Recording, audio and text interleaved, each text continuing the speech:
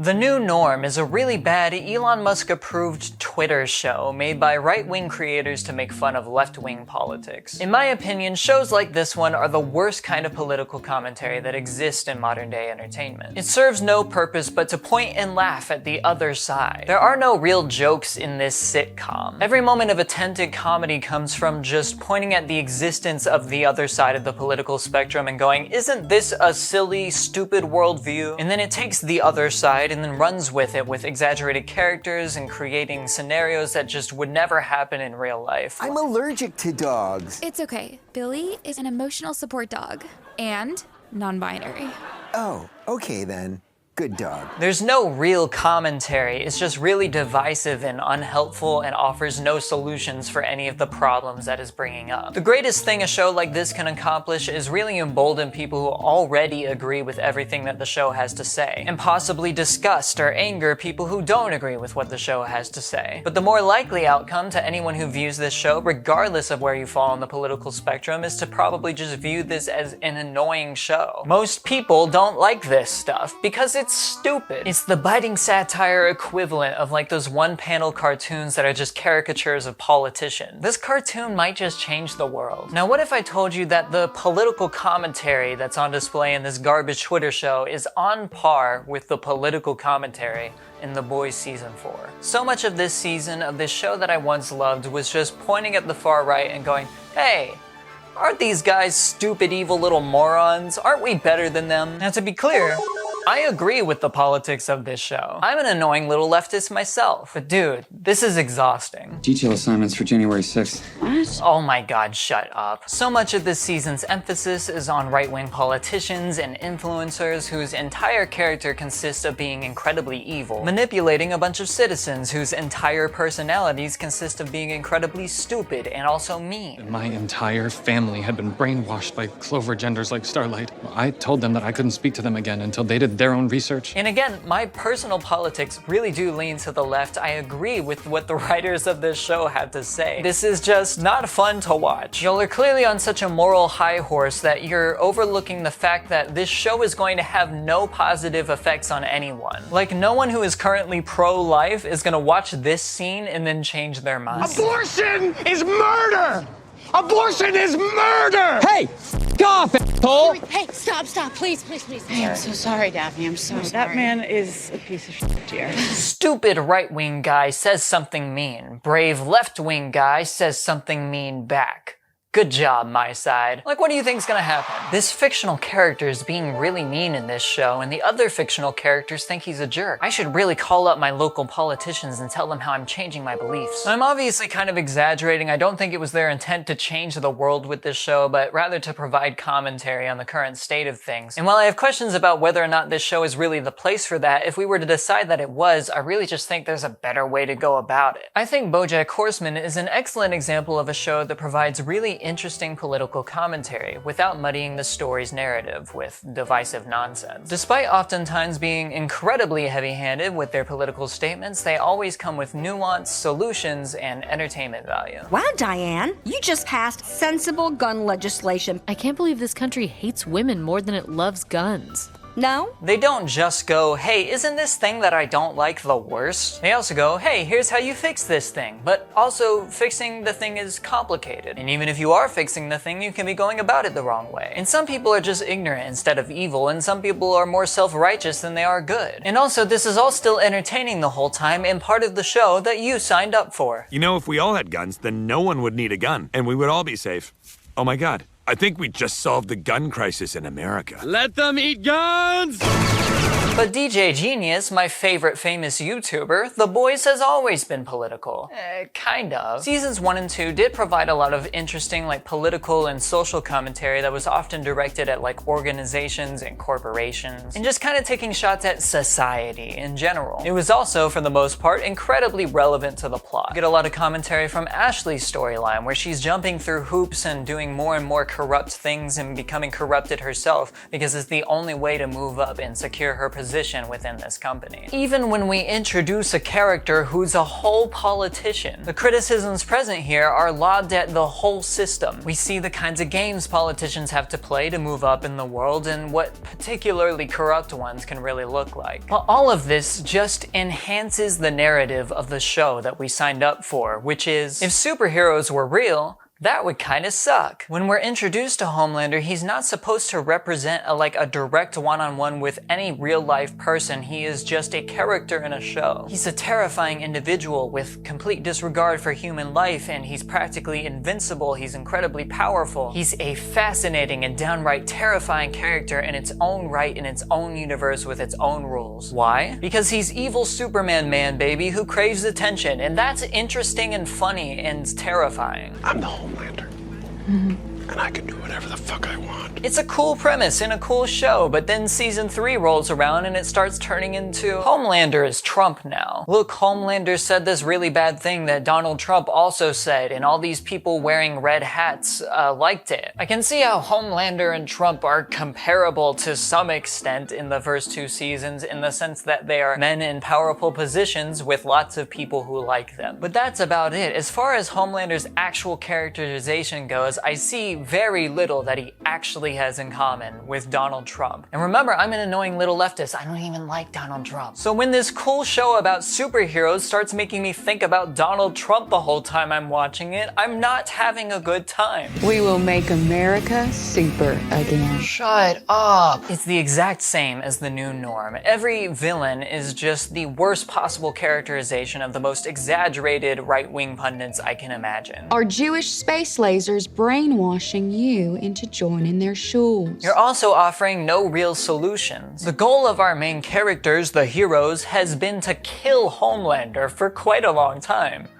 What are you trying to say? Amazon certainly doesn't like that. In the world of the boys, it actually makes sense, even from a moral standpoint, possibly, to kill Homelander. He's a genocidal maniac under no one's control, and he needs to be stopped one way or another. So when you take that character, and you say this character is Donald Trump, like what? Donald Trump said he could kill someone on 5th Avenue and still have supporters, which it was, you know, a problematic thing to say, a thing that I didn't like hearing him say. The difference is, Homelander actually does that. There's a difference between these two people. That's my main gripe with this newest season of the show. It's just really leaning really hard into all of that stuff. And again, if they had maybe more biting commentary to actually add to this stuff other than just, hey, Trump bad, I might be here for it. Remember, I'm on your side, politically speaking, but this sucks. I'm not having a good time watching my superhero show. Also, everyone is the worst. You already had so many incredibly evil people and straight up Nazis in the first 2 seasons, and they're just we need to keep adding worse and worse people to this cast. So we just nosedive so far deep into awful people that on one hand it's really hard to believe, and on the other hand it's just not enjoyable to watch. We started out as slave catchers.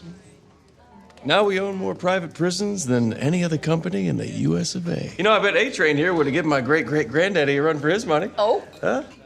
But we would have caught you. Oh. There's not one character in this show that I am consistently rooting for. There's some that come really close, but even they falter a little bit in this recent season. Hughie used to be the main empathy point for the audience to latch on to. This whole show began with his girlfriend being killed by a superhero on accident, and that superhero facing no consequences because of the way this universe works. And because of that, we're rooting for him the whole time. He's being jerked around by people whose morals are more questionable than his own, but he remains grounded in his morals, even when he's really cowardly about it. But starting in season 3, he just falls really far off the deep end and becomes probably the most hateable character in the whole show. Yes, I am exaggerating a lot. There's objectively worse people than him, but me personally, I hate him the most now. The thing that really solidified it for me was when Kimiko, one of the most lovable characters in the show, almost died, and we as an audience believed that she might die, and they as characters in the show believed that she might die. He was just high out of his mind off of the superhero injection stuff that he shouldn't have been taking for many reasons and just didn't notice at all. He was just having a grand old time in the front seat, and it's just I'm supposed to be rooting for you? A lot of this season I feel would have been so much better off without him. How do you think they got there without anybody seeing? A-Train. It had to be A-Train. You promise? Like you promised Dad for better or worse? We boring you, Hughie? It's all right.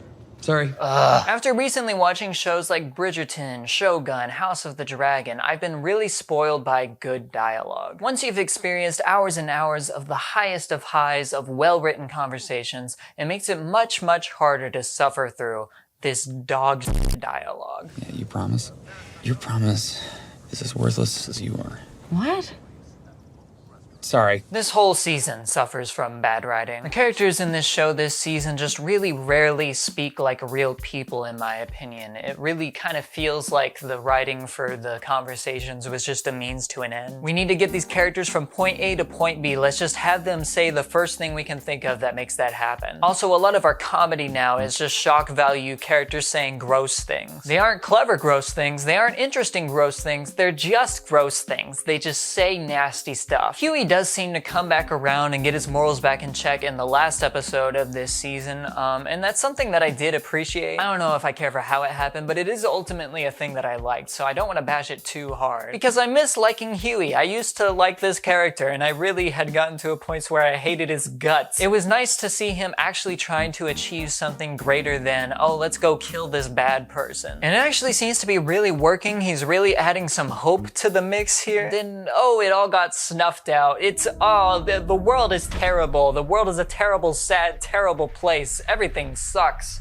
This show is bleak, dude. The Boys at this point is one of the bleakest stories I've ever trudged through. And I watched season 7 of The Walking Dead. Something I talk about a lot in my next video is what makes a good tragedy, and that is often the opportunity of a different path. When we see something terrible happen in a fictional story, it often makes us much, much sadder if we saw the opportunity for it to have not been terrible. This show is just terrible things happening all the time with no other option. We see the worst outcome continue to play out, and we're just like, yeah, that was inevitable. Of course that's what happened. You gotta make me believe in something here. In the entirety of season 3, the boys accomplish nothing. At the beginning of the season, they set a lot of goals for themselves, and then throughout the season, none of them are accomplished. They're all failed miserably and dramatically. All the bad guys are becoming more and more powerful, and they're becoming weaker and weaker. And the last scene we see with this group of the season is when they look at the TV and see one of the people they've been up against the whole season is now going to be running for vice president. And Butcher looks at the TV and is like, that bitch has gotta go. Nothing happened. Truly, from the start to the end of season 3, this group accomplishes